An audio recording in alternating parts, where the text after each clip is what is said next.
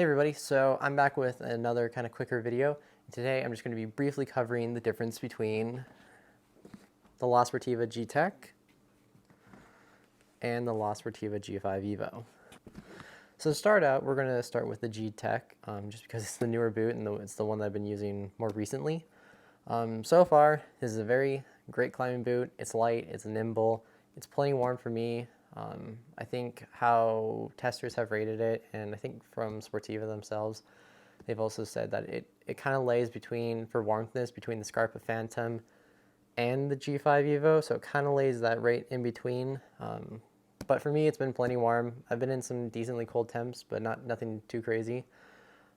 As for the differences between the G-Tech and G5 EVO, you're dealing with a different last. This is using the Equilibrium last. It's got a little bit different tread.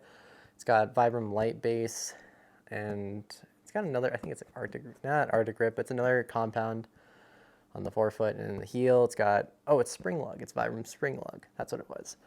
And then kind of with this gaiter at the top, the G5 EVO has a little shock cord that pulls that acts more as a true gaiter. This is just stretching. It kind of stretches around.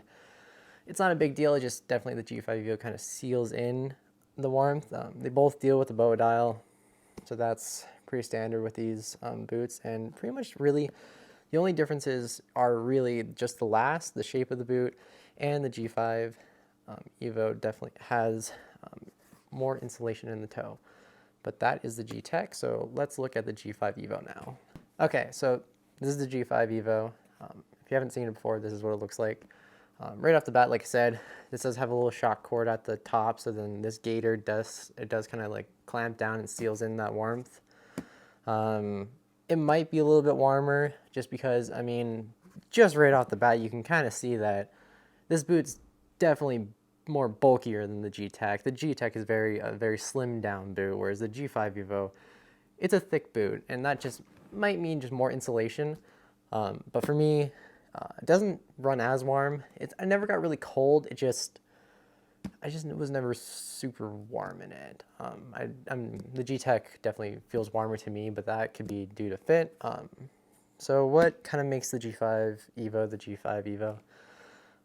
For starters, it does use a different last. Like I said, the G-Tech uses the Equilibrium last, whereas this uses the Nepal last. So the Nepal last is that standard last that Sportiva uses for their mountaineering boots. I mean, you can get it with the Nepal EVO, the Nepal Cube, the G5 EVO, and I think the G2 might, I don't know, I think the G2 uses its own last. I'm not 100% sure. I'll put that on the video if it's a yes or a no. But other than that, it's got, kind of Sportiva's like more basic tread pattern. This is kind of the standard for all the Nepal series. It's got the, kind of more classic construction. It is a tad bit stiffer. On their stiffness rating between the G-Tech and the Nepal, or the G5 EVO, this one rates as a 10 for stiffness, and then this one rates as a 9.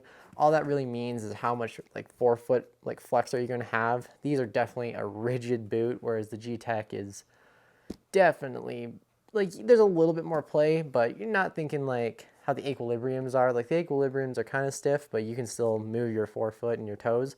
Both of these boots, it's stiff. They're both mountaineering boots, and they're both meant for, fully automatic crampons, so they're going to be stiff. But this is a little bit more of a stiffer boot. I don't know how much of it plays into like foot fatigue when you're on like long climbs. Like I don't know how much a 10 out of 10 for stiffness versus a 9 out of 10 works for like foot fatigue, but so far I haven't noticed anything different with either like foot fatigue. Kind of see with both of the boots, they're a little bit, the G5 EVO is a little bit wider in the forefoot than the G-Tech. And then kind of dealing with that forefoot area, there is a insulation piece only in the toe box, which is Gore-Tex Infinium. That is just the insulation in the toe box, and that's how it kind of gets a little bit warmer of a rating. Surprisingly enough, I don't know if a lot of people know this, but they don't have a Gore-Tex membrane in them per se for waterproofness. Both of these boots don't. Both of these mostly rely on the waterproofness of the gaiter and less so of an actual membrane, because like the Equilibrium LT GTX that actually has a Gore-Tex membrane in it, whereas both of these don't.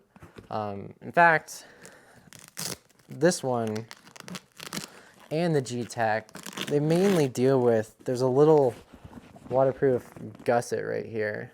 And so, yeah, so if you're wondering about like the waterproofness or water resistance of these boots, they're both really good. I've climbed in wet conditions in both of them, and they haven't been soaked, but you don't necessarily need to worry about it not having the Gore-Tex label for waterproofness, because even though they use Sportiva's own in-house waterproofing, they're just as good. You're not going to get super wet feet.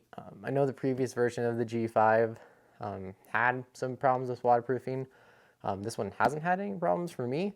So, but yeah, so just so you know, both these aren't really, they don't have Gore-Tex, but they are water repellent, I guess is the best way to kind of describe that. And yeah, so this has been like kind of a little bit more of a lengthy, I know I said quick, but this is just kind of like a brief, not into the rails comparison between the two. I do plan on using these again this season, and you know, I'll kind of update my thoughts on it as I posted a review on this about a year ago, so maybe my thoughts have changed. But this is the boot I'm using currently, and I'm going to continue to use as my main boot. And yeah, so as the season goes on, I'll be sure to update my thoughts on everything. So hope you guys enjoyed the video, and I'll see you guys in the next one.